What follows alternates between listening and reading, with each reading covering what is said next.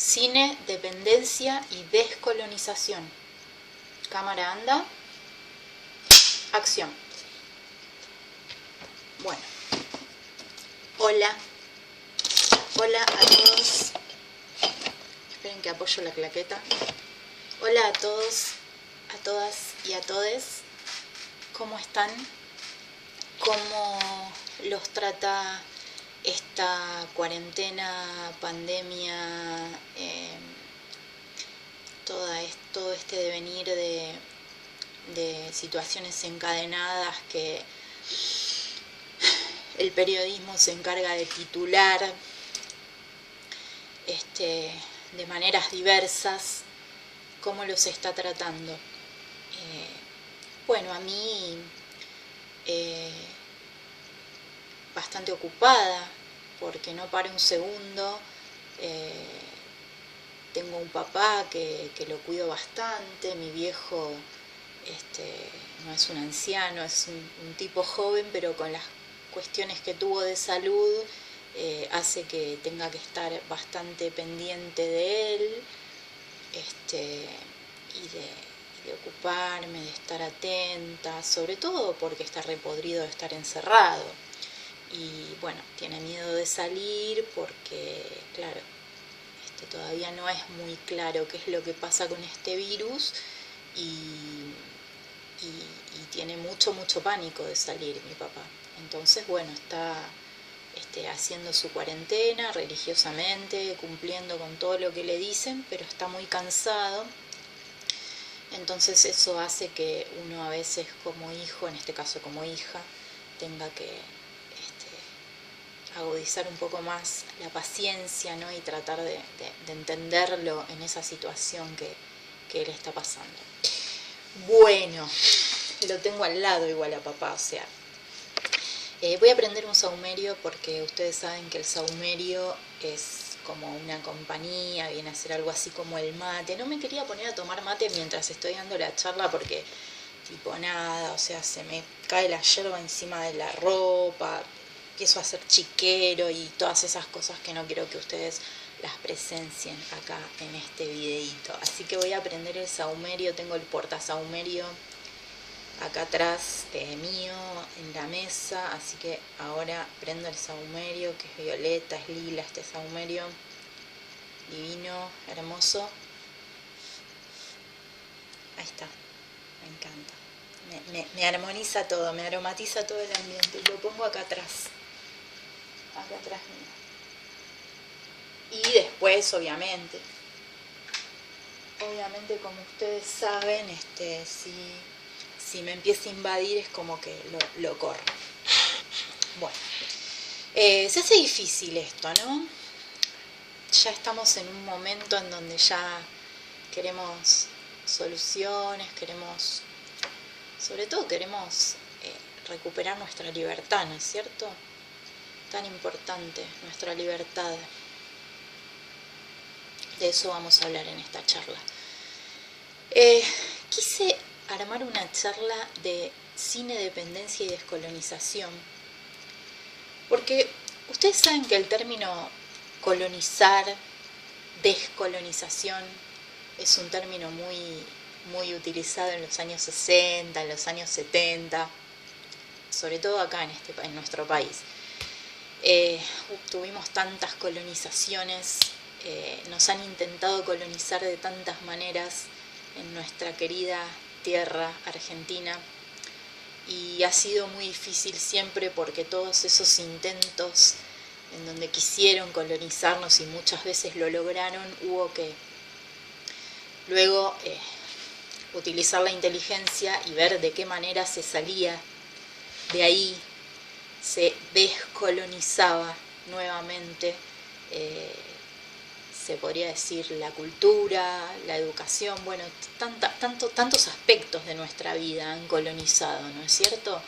Y todos estamos un poco colonizados hoy en día, digo, más allá de esta pandemia, la colonización tiene que ver con la dependencia a tantas cosas, ¿no? Con el consumismo, con el capitalismo, con el depender de una sustancia, por ejemplo, la drogadependencia, ¿no? Que es una enfermedad muy potente que arrasa con todo lo que hay alrededor, digamos, ¿no? Y yo pensaba, ¿no? Lamentablemente, uno cuando piensa en el consumismo, cuando piensa en las cosas que consume, porque todos estamos pensando mucho, ¿no? En esta dependencia. Yo estoy pensando mucho, hay gente que me está haciendo pensar mucho también en esto de la dependencia, en cómo dependemos, ¿no? Yo he tomado pastillitas de colores, de esas que son antidepresivas para subir un poco el humor, para estar mejor, y uno piensa, ¿no? Y vos decís, qué loco haber necesitado, que mi cuerpo haya necesitado consumir esas X pastillitas para poder sentirse mejor en determinados momentos. Y sí, es parte de ese consumismo y de ese capitalismo que nos tiene atrapados, pero también hay otras problemáticas, ¿no? Que tienen que ver con ese consumismo y con ese capitalismo, problemáticas sociales que empiezan a intervenir ahí, que son diversas. Podríamos estar una noche entera hablando de eso. Estoy controlando el saumerio que no se incendie porque lo puse ahí, quedó medio inclinadito. Bueno, pensando, ¿no? En esto de la dependencia, pero no vamos a hablar de la drogadependencia. Prometo que en alguna otra ocasión voy a hacer videos que puedan llegar a hablar de lo que significa estar en una relación codependiente, ¿no? Con una persona adicta, que eso es algo que me pasó a mí en mi vida personal y que me marcó a fuego. Entonces, si tenemos en cuenta la pedagogía y lo pedagógico y todo lo que la pedagogía de nuestra propia vida le puede servir a otros, en algún momento puedo llegar a grabar algunos videos de lo que para mí como mujer significó estar en una relación con una persona adicta y cómo yo lamentablemente quedé sumida en esa coadicción. Y ahí también estaríamos hablando de dependencias varias y de consumismos y de varias otras cuestiones. Pero bueno, el tema que nos compete hoy, que yo quise armar una clase que se refiera a esto, es el tema de la dependencia cultural. Y para eso me permití tomar ciertos ejemplos que tienen que ver con cosas que yo estudié, ¿no es cierto? Cuando estudié cine, después cuando hice el tramo pedagógico. Hay muchas cosas que estudié que siempre las traigo a colación ahora en este momento presente, porque estamos en un momento tan particular. Y pensaba, ¿no? Ustedes saben que yo les puse el ejemplo de lo que hizo Orson Welles en Nueva York con el tema del relato de la Guerra de los Mundos, que bueno, Orson Welles era un hombre un cineasta que tenía una postura muy tomada con respecto a los medios de comunicación.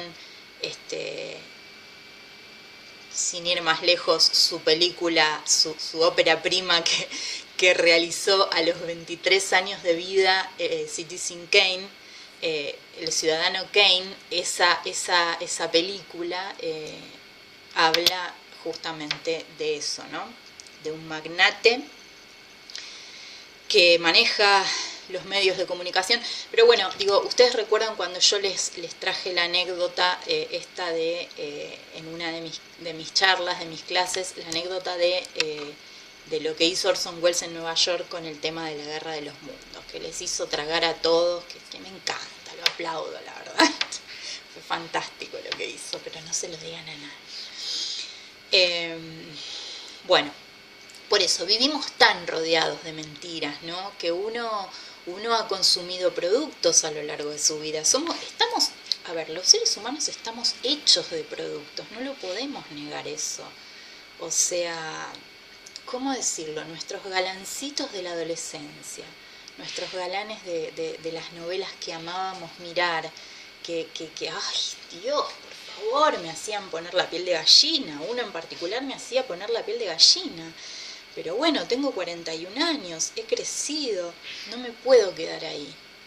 Tengo que pedirle más a la vida, ¿no es cierto? Todos esos productos me hicieron ser la que soy, por supuesto, porque le dieron evidentemente una identidad a mi vida y le dieron un color a lo que fue tal vez hasta mi expectativa de vida, miren lo que estoy diciendo. Pero también somos conscientes que somos dependientes de esos productos. Y a la vez yo soy guionista, o sea, genero productos de ese tipo. Aunque muchas veces queden guardados en un cajón esos productos, pero no importa, los genero, generarlos lo genero. Entonces, hay una cuestión contradictoria, ¿no? También para un guionista, con lo que significa generar ciertos productos y a la vez de que generamos ciertos productos, somos críticos y tenemos una postura crítica con esos productos y a la vez los amamos esos productos porque nos hicieron ser los que somos hoy, forjaron nuestra identidad, todos esos íconos juveniles de nuestra adolescencia que vimos en la TV, con los que crecimos, forjaron un montón de cosas. Yo me pongo a mirar fotos de cuando yo era adolescente, miro fotos con mi novio de la adolescencia, mi noviecito de la adolescencia del barrio, del colegio, que yo siempre fui a enamorarme y a entablar relaciones largas. Bueno, con él fue una relación larga e importante. Bueno, mi noviecito, yo miro fotos con el noviecito ese, mías, y no puedo evitar acordarme que en ese momento, qué música y qué programas de televisión sonaban en la radio, en la tele, en el momento en que yo estaba viviendo mi historia de amor posiblemente más importante de mi vida, o no sé, con mi novio de la adolescencia, ¿no? No puedo evitar, miro una foto y automáticamente se me viene a la mente la música que estaba de moda en esa época, no solo la música, los programas que mirábamos, las películas. El otro día me acordé, sí, de una película que había ido a ver con mi novio, mi primer novio del colegio, y que la fuimos a ver en una noche que era una noche muy especial para nosotros dos, y fuimos a ver una película y me acordaba de eso, de la película que vimos, que fue maravilloso. Son recuerdos que, bueno, nada, estamos penetrados constantemente, ¿no? Por lo cultural, por la televisión, por el cine, por la música. No lo podemos negar esto.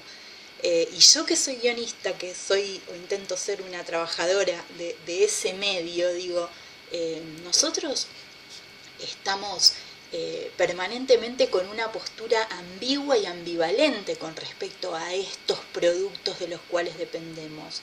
Los amamos, nos hicieron ser quienes somos, pero a la vez ya yo a los 40 años ya tengo una visión crítica de ciertas cosas y observo de otra manera también, ¿no? Entiendo cosas, digo, con razón tal cosa, con razón esto, como que uno ya va entendiendo ya de todo un poco, ya vamos entendiendo todo, ¿no? A esta edad, como que ya los buzones ya no nos los tragamos tan fácilmente. Digo, todo eso es lo que nos hizo ser, nuestra identidad. Y un poco la idea de esta charla es hablar un poquitito de esto, ¿no? Cine, dependencia y descolonización. Los medios de comunicación en la Argentina generan una dependencia, en todo el mundo, pero en la Argentina generan una dependencia crítica, importante. Estamos muy tomados y muy subsumidos por los medios, digo, más allá de que uno pueda tener más simpatía con ciertos medios que con otros, digo, esto es así, o sea, estamos evidentemente cooptados, tomados y hay una relación de dependencia bastante tóxica ahí, ¿no es cierto? En donde si no estás, si estás politizada, porque yo estoy politizada, porque yo vivo politizada, porque soy una mina que nací en los años 70, o sea, mis viejos hippies, o sea, siempre voy a estar politizada. Pero digo, si no estás muy partidizada, como yo en este momento, que estoy en un momento en donde me estoy buscando bastante, porque pienso que en una época de crisis como la que estamos viviendo, se pone en duda todo. Se pone en duda ponemos en duda nuestros referentes políticos, nuestros íconos culturales, nuestros ídolos se caen a pedazos adelante de nuestras narices, lo vemos.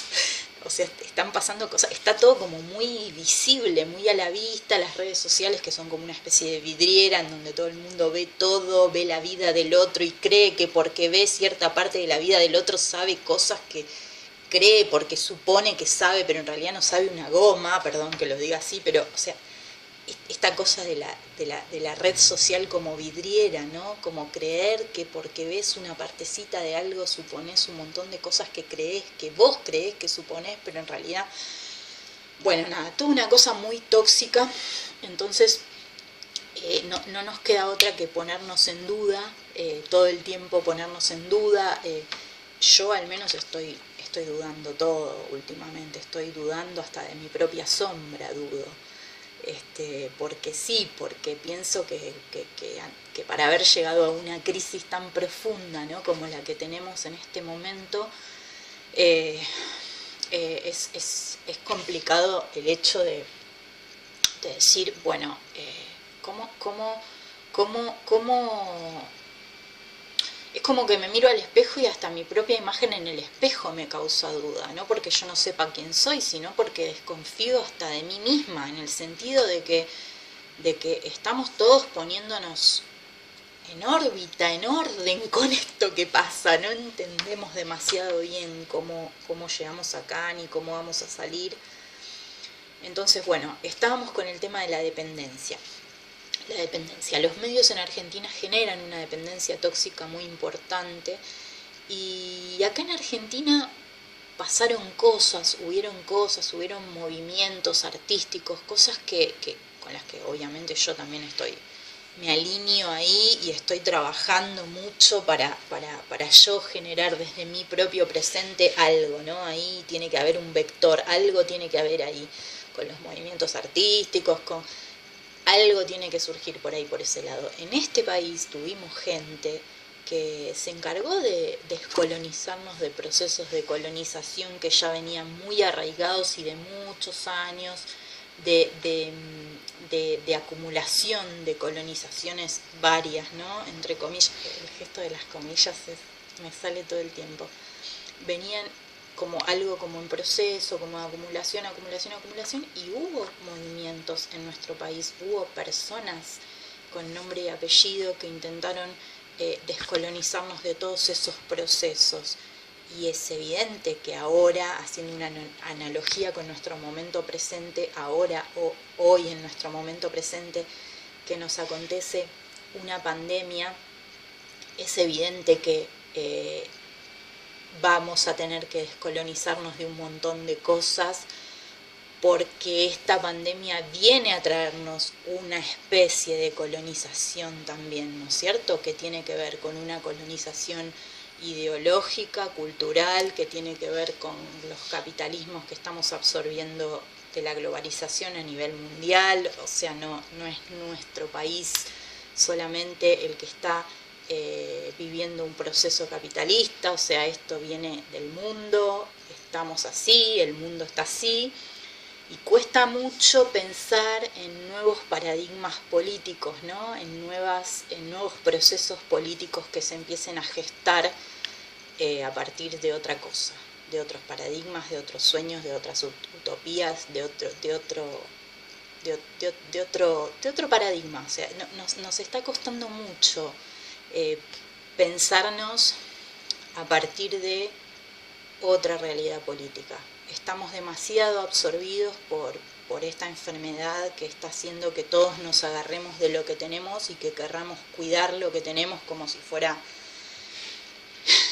todo, lo único que tenemos, lo material, lo matérico, nuestras casas, nuestras propiedades. Estamos así encerrados, cuidándonos, cuidando lo que tenemos, cuidando el mango, cuidando la comida, estamos así, todos súper asustados, frenéticos, y esta es la realidad. Pero a lo que yo iba, que era lo que estaba tratando de desarrollar recién, era que dentro de esos procesos de descolonización hubieron movimientos y hubieron personas que se encargaron de hacer de estos procesos algo realmente interesante, intenso, que haya valido la pena después a lo largo de la historia de nuestro país, que haya quedado documentado. Acá, por ejemplo, voy a hablar de cuando surgió en el año 1968 en Argentina, surgió un grupo de cine que se llamó Cine y Liberación, que fue un movimiento cinematográfico que en un principio se gestó con Pino Solanas y con Octavio Getino, que, bueno, quienes no saben les cuento, pero bueno, a Pino Solanas muchos lo conocen porque es un senador argentino, pero quizás, no sé, este video lo escucha gente más joven y quizás no sabe quién fue Pino Solanas. Yo igual quiero decir algo, hace poco se lo decía a un amigo, el tema de Pino Solanas. Yo siempre le hablé a mis alumnos de Pino Solanas, siempre, no es una cosa de ahora porque estoy grabando este video, no. Admiro profundamente a Fernando Pino Solanas, me parece un cineasta. Su aspecto político no lo cuestiono, no digo ni siquiera que sea un mal político ni un mal senador, para nada, no estoy diciendo eso, pero estoy hablando acá, en este video estamos hablando de cine y yo estoy hablando de Fernando Pino Solanas como cineasta, y es un cineasta maravilloso. Lo admiro, me parece un tipo que tiene una cabeza impresionante. Y junto con Octavio Getino fundaron ese grupo de Cine y Liberación en el año 1968. Tenemos que situarnos en el contexto de que 1968 estaban pasando cosas en el mundo también. En París estaba la revuelta de los estudiantes y los obreros que hicieron una revuelta espontánea en lo que fue mayo del 68. Entonces había cosas. En Córdoba estaba sucediendo lo del Cordobazo, o sea, había un movimiento a nivel mundial político muy fuerte que hacía que estuvieran pasando cosas y que hubiera grupos de artistas que se estuvieran preguntando, ¿no? ¿Cómo salimos de acá? ¿Cómo avanzamos? ¿Cómo hacemos? El grupo Cine y Liberación fue un grupo muy interesante porque tenía todo un manifiesto político, de hecho, no solo un manifiesto, por favor, se han escrito libros y libros y libros que hablan del cine y de la colonización cultural que había en ese momento en nuestro país, y de cómo a partir de ese grupo se intentó descolonizar culturalmente todos esos procesos, ¿no? Vamos por partes, ya vamos a ir llegando. Se fundó con la película La Hora de los Hornos, que es un documental político emblemático muy potente acá en nuestro país. Pueden verlo, pueden buscarlo, La Hora de los Hornos, quienes no lo conocen. Y después ese grupo se amplió un poco más con otros tipos como Nemesio Juárez, como Gerardo Vallejos, después estaba otro también, Enrique, creo que era, no sé si era Enrique Juárez, que era el hermano de Nemesio, que lamentablemente es un cineasta que fue desaparecido por la última dictadura militar, era un sindicalista muy activo, y él fue desaparecido, como tantos, ¿no? Acá en nuestro país. Pero Nemesio Juárez, por ejemplo, fue el director de la película de Horacio Quiroga, que a mí me gusta mucho, Cuentos de Amor, de Locura y de Muerte, que trabaja Víctor Laplace. Me gusta mucho esa película, está muy bien dirigida, me gusta mucho el guión, me parece increíble.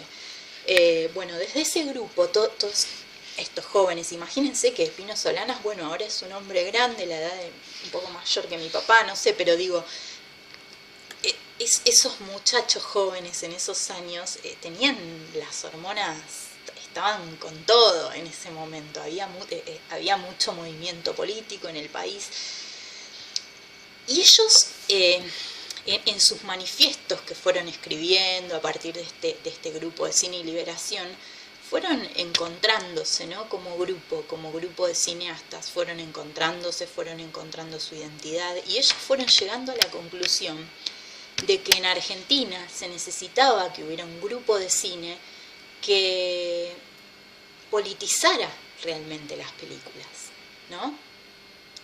Y ahí ya entramos en un campo fascinante en el cual podemos discutir muchas cosas, ¿no es cierto? Porque ¿quién es? A ver, yo les pongo el ejemplo. ¿Quién es uno para decir qué cine es político y qué cine no es político?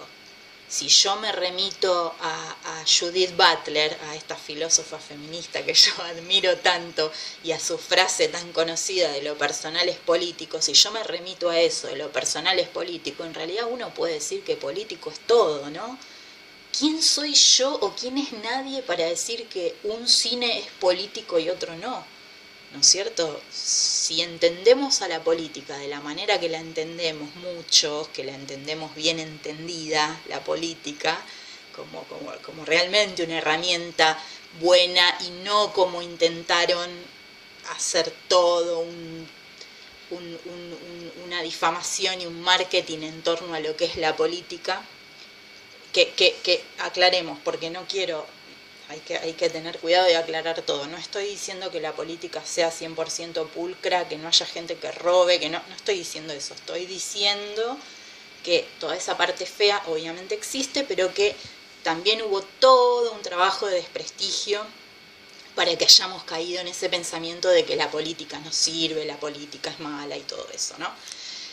Entonces, ¿en qué estábamos? ¿Por qué me voy? El tema de quién soy yo o quién es quién. Cualquier analista o crítico de cine, ¿no? Cualquier persona que se precie de ser alguien que entienda un poco de cine. ¿Quién es uno para decir este cine es político y este otro cine no es político? Me parece un atrevimiento eso, porque yo que creo mucho en esa frase de Judith Butler, creo que todo el cine es político, todo en nuestra vida está cargado de política y eso no lo podemos negar. Pero sí es verdad que hubo gente como estos tipos que trabajaron en nuestro país por tratar de realmente politizar un cine, ¿no? Y politizarlo de verdad, y con un convencimiento de lo ideológico y de lo que querían que signifique esa ideología, ¿no es cierto? Hubo muchas vertientes, hubo lo que se conoció como el cine militante, que fue muy cuestionado por un montón de gente del cine nacional también, pero bueno, son diversos grupos y diversas estéticas que van surgiendo también a lo largo de un país, ¿no es cierto? Pino Solanas, con estos muchachos que formaron este grupo de Cine y Liberación, estábamos hablando de la libertad, cine y liberación, ¿no? Qué interesante. Qué interesante.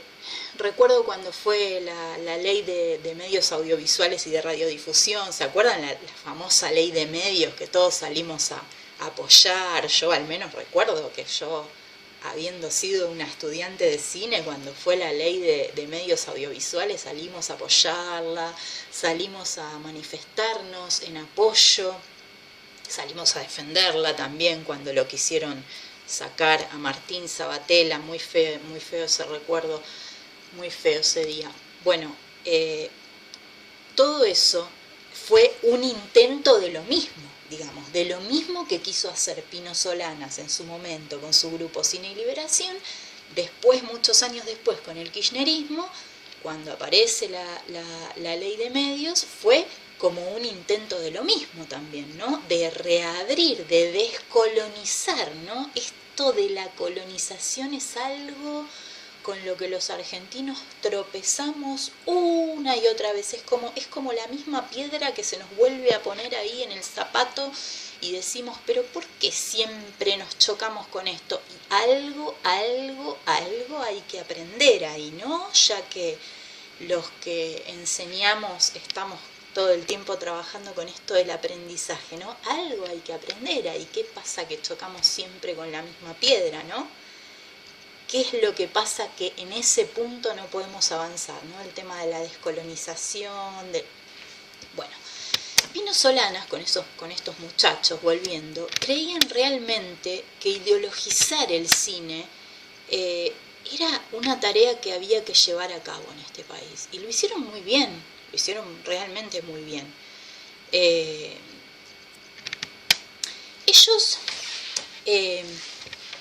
hablaban de lo que era el revisionismo histórico, que bueno, quienes lo escucharon hablar y saben lo que es el revisionismo histórico, es esa manera de revisar críticamente la historia, pero a la vez los medios se encargaron de armar dos vertientes de lo que fue el revisionismo histórico. La vertiente académica y legítima del verdadero análisis legítimo y académico de lo que es revisar un hecho de la historia y a partir de esa revisación reformularlo o replantearlo o agregarle datos, lo legítimo de lo académico, o también visto el revisionismo histórico desde un lado peyorativo, ¿no? Desde el lado de, a ver, como lo que pasa hoy en día, ¿vieron esta cosa de prejuzgar? Cuando ya prejuzgamos a alguien, ¿viste? Lo que yo les hablaba, no, esta está al pedo porque no tiene hijos, entonces como no tiene hijos vive al pedo. Ese prejuzgamiento, ¿no? Tiene que ver con eso. El modo peyorativo de señalar el revisionismo histórico tiene que ver con decir a creo que lo conozco porque sé 2 o 3 cosas de su vida, entonces ya puedo definirlo como es porque ya creo que lo conozco y lo tengo todo claro. No tenemos nada claro, no sabemos nada de nadie. Por más que nos estemos viendo a través de una pantalla y a través de esta virtualidad que nos tiene sometidos, dependientes nos tiene esta virtualidad, no sabemos nada de nadie. O sea, saber de alguien tiene que ver con sentarse con una persona mirándola a los ojos y que te mire a los ojos y poder hablar y preguntarle cómo estás, que te cuente, contarle el trato humano. Por Dios, yo que estoy ahora con el tema de las clases por Zoom y que conservo a mis alumnos de guión y siempre tengo alumnos nuevos, por suerte con esta pandemia, en ese sentido trato de seguir activa, pero estoy rogando otra vez lo presencial. No veo la hora de anotarme en la universidad, de volver a estudiar, que quiero estudiar, tengo una carrera pendiente que quiero hacer y que la quiero estudiar, y no aguanto más el tema de la virtualidad. Ya quiero otra vez las clases presenciales, yo siempre fui una mujer que tomé cursos, siempre estudio cosas nuevas, o sea, y yo necesito lo presencial, o sea, no me saques de lo presencial, porque no funcionó. Y sin embargo, bueno, nada, lo de la herramienta de Zoom estuvo bueno porque nos adaptamos a eso, fue lo que se necesitó, lo usamos, de hecho trabajamos, pero sinceramente yo necesito volver a lo presencial, necesito volver a las aulas, volver a estudiar, es lo que necesito. Y bueno, estábamos en la dependencia, Pino Solanas. Entonces, estábamos con el tema del revisionismo histórico, ¿no? Ellos hablaban mucho de esto en este grupo. Fundaron también la Escuela del Tercer Cine, que fue un movimiento de cine que se dio en Latinoamérica también en los años 60, como que hubo toda una filosofía que acompañó a ese grupo, ¿no es cierto?, que trataron de hacer algo. Y ellos eran muy críticos. ¿De qué eran muy críticos? Tenían claro que había habido un intento de despolitización que tuvo que ver con políticas exteriores, de mercantilismo y inversiones extranjeras que sucedieron acá en el país en la época de Frondizi. Hubo un intento muy profundo de despolitización de la política y del cine y de la cultura también, por supuesto, que tuvo que ver con el desarrollismo de Frondizi, ¿no? Que el desarrollismo es un tema, el desarrollismo, ¿no? Porque yo cuando hice la carrera, yo les cuento para el que no sabe, de paso se enteran, yo cursé la carrera en gestión legislativa con orientación en género en la Cámara de Diputados. Y nada, una carrera muy interesante, aunque tenía toda una parte muy, para mí, que vengo de otra formación, tenía toda una parte bastante aburrida la carrera, que tiene que ver con el tema de hacer las leyes y de toda una cosa muy, muy relacionada al derecho parlamentario, que a mí esa parte como que medio me aburrió un toque como que me dormía en las clases, porque yo vengo de otra formación y fui a la carrera en busca de otras herramientas que tuvieron que ver con otras cosas. Pero esto se los cuento porque ahí en la Cámara de Diputados había en muchas comisiones, cuando yo estudiaba la carrera, había muchos docentes que se fanatizaban con el tema del desarrollismo. Entonces, si me llegan a escuchar esto que estoy diciendo, capaz que se van a enojar, igual no, está todo bien, pero digo, hay muchos diputados que todavía con el tema del desarrollismo, ¿viste? Lo tienen ahí como muy... y muchos diputados y diputadas a los cuales no les conozco el pensamiento, que eso es lo más peligroso, ¿viste? Son gente que pasan años y años y años y no sabes lo que piensan con respecto a ciertos temas, y eso es medio jodido. Pero bueno, no importa. A lo que volvamos, porque no me quiero ir demasiado. Me voy por las ramas. El tema del desarrollismo, sí. Hubo un intento de despolitizar en ese momento, que fue la época del desarrollismo de Frondizi, y ellos querían realmente que el cine estuviera politizado y estuviera ideologizado. O sea, querían desplazar esos intentos que se intentaban hacer, ¿no es cierto? Que tenía que ver con un gobierno que permitió en cierta forma las inversiones extranjeras y ciertas cuestiones que me hace un poco de mella con lo que pasa ahora, ¿no? Con esto de que tanta gente habla de la apertura al mundo, la apertura al mundo, la apertura al mundo. Bueno, ahora la tenemos, la apertura al mundo, ya está, ¿están contentos? Listo, esto es lo que hay. Teníamos tanta apertura al mundo que hasta nos vino una pandemia, mirá, ¿viste? Porque la apertura al mundo también tiene que ver con que la pandemia haya venido para acá, ¿eh? Ojo, ojo. No nos olvidemos que al principio, cuando empezó todo esto, aquí quienes empezaron a traer el virus fueron las personas que transitaban muy habitualmente los aeropuertos, ¿no? Y no por estigmatizar, pero hay personas que no frecuentamos los aeropuertos. Yo soy una chica que no soy muy viajada en ese sentido, no he viajado mucho por el mundo, digo la verdad, no soy sincera. Y conozco mucha gente que sí, que venía, que llegaba y llegaba con el virus, y esos tipos fueron exactamente los más caprichosos y los más jodidos de controlar, porque eran personas que no querían dejar de viajar, que querían seguir viajando, querían seguir yendo y trayendo y llevando el virus, y hubo que ponerse firme y poner restricciones con multas que le empezó a cobrar el gobierno para que se dejen de joder porque estaban trayendo el virus a la Argentina. Entonces digo, no nos olvidemos que eso también tiene que ver con la apertura al mundo, no nos olvidemos. Porque si hablamos de apertura al mundo, para una cosa sí, pero para otra no, es todo un discurso muy acomodaticio, ¿no? Y no está bueno que el discurso sea tan acomodaticio.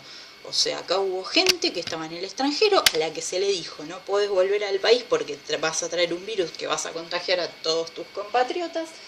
Y es gente que lisa y llanamente se cagó en eso que le dijeron y que quiso seguir yendo y viniendo igual. Entonces, bueno, estamos viviendo así, ¿no? Entre personas egoístas estamos viviendo, hay otras personas que no, hay otras personas que hacemos todo lo que nos están diciendo, que tratamos dentro de lo posible, ¿no? De cuidarnos, de hacer todo lo que tenemos que hacer, lo que al menos nos dicen por lo que se sabe hasta el momento que tenemos que hacer. Bueno, entonces, estábamos hablando de esto, de el tema de la politización en el cine. Qué importante, ¿no?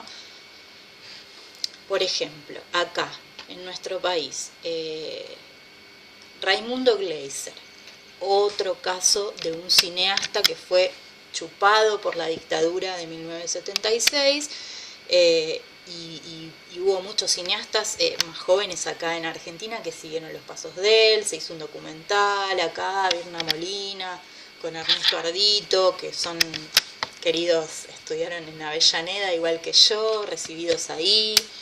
Ellos también, hay otro ejemplo, Avellaneda, el Instituto de Cinematografía de Avellaneda. Yo en el Instituto de Cinematografía de Avellaneda hice las dos orientaciones. Hice la orientación, primero hice la orientación argumental porque la ficción es lo que más me gusta, a mí. Pero después, cuando me di cuenta que podía rendir unas equivalencias para obtener también la especialidad documental, lo hice también. Y me recibí también con esa especialidad de documentalista, soy documentalista también. Y en el Instituto de Cinematografía de Avellaneda para quien no lo sabe, esto lo cuento y es un dato muy importante. El Instituto de Cinematografía de Avellaneda es un semillero de documentalistas y de personas que incursionaron en el cine político muy, pero muy potente y muy importante, ¿no es cierto? Muy importante y muy potente. Salieron muchos tipos grosos de ahí. No nos olvidemos del pequeño gran dato de que el Instituto de Cinematografía de Avellaneda, más allá de que yo pueda tener mis diferencias con algunas cuestiones políticas que suceden ahí, que siempre fue un instituto muy complicado por un montón de factores, ¿no? Más allá de eso, el Instituto de la Resistencia, a mí me llena de orgullo. El Instituto de Cinematografía de Avellaneda fue catalogado como el Instituto de la Resistencia, porque fue el único instituto de cine en todo el continente latinoamericano que resistió los embates de la dictadura militar. Instituto de la Resistencia porque siguió produciendo cine y siguió creando mientras estaba sucediendo la dictadura militar acá en Argentina, y bueno, obviamente también sufrió sus consecuencias, ¿no? También se llevaron gente de ahí, gente que no apareció más, o sea, cineastas, estudiantes, pero fue el Instituto de la Resistencia. Eso es uno de los orgullos que tiene ese instituto, que fue el único instituto que resistió y resistió de pie todo ese proceso, valga la redundancia, ya que estamos hablando de descolonización. ¿Qué es lo que puede suceder más profundamente en una dictadura militar que una profunda descolonización, ¿no es cierto? ¿Qué es una dictadura militar sino una profunda descolonización cultural, ante todo? Un montón de otros tipos de descolonizaciones, pero cultural ante todo, ¿no? Bueno, nada, todas estas cosas son datos y cosas que yo me voy acordando y que tienen que ver con esto que estamos hablando de la dependencia, ¿no? De la dependencia del cine, de los medios de comunicación, de la dependencia, de cómo se intenta independizar el cine como herramienta cultural para una nación. Es muy importante, ¿no es cierto?, todo eso. Y había muchas posturas. Cuando fue, por ejemplo, Fernando Birri, el documentalista Fernando Birri, que falleció hace unos pocos años y que tuvo una relación tan cercana con el kirchnerismo, ¿no? Porque sí, porque yo cuando hice mi tramo pedagógico en la Universidad de San Martín lo estudié mucho a Birri, leí muchas cosas de él, un teórico importantísimo en nuestro país.